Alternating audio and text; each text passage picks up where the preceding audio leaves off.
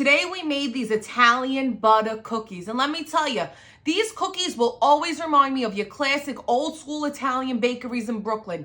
Because no matter the day, the month, the season, every time you go into those bakeries, they always got a full display of them with all the different color sprinkles. You know the drill.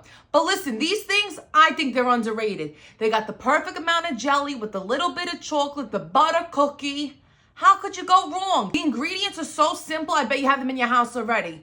So what are you waiting for? Let's go. To make your dough, you're going to cream together 2 sticks of butter that are room temperature, 2/3 cup of sugar, and 1/4 teaspoon of salt. Once that's nice and fluffy, then you're going to add 2 egg yolks and a splash of vanilla. Mix that together and then add 2 cups of flour. You want to get this nice crumbly texture over here, and then you're going to add 2 tablespoons plus 1 teaspoon of milk. Mix it together. Now it's time to put it in our piping bag. I got this giant star tip that worked out perfect. And for this recipe, get yourself a heavy-duty piping bag because we are putting a thicker dough in there, so you want to make sure it can handle it. I did this little trick, put in my dough, very nice.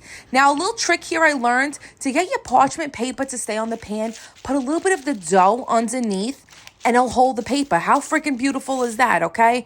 Now you're going to pipe on the dough about 2 inches each. Leave a little space in between because they are going to grow. And that's it. It kind of looks like a little freaking piece of pasta over there. Am I wrong?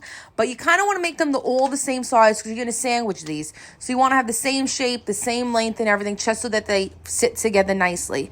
The dough is thicker, so this was a little tricky. But once you get the hang of it, it's really not that difficult.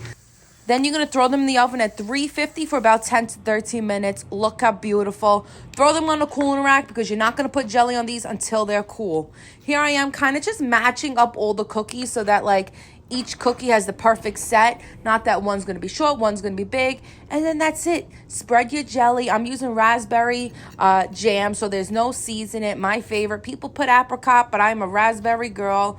Then you're going to get the other side of the cookie, put it on, and look how beautiful.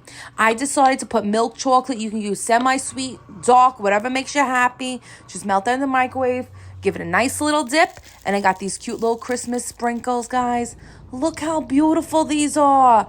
They are absolutely delicious. The piping was probably the hardest part, but other than that, definitely add this to your Christmas cookie list this year.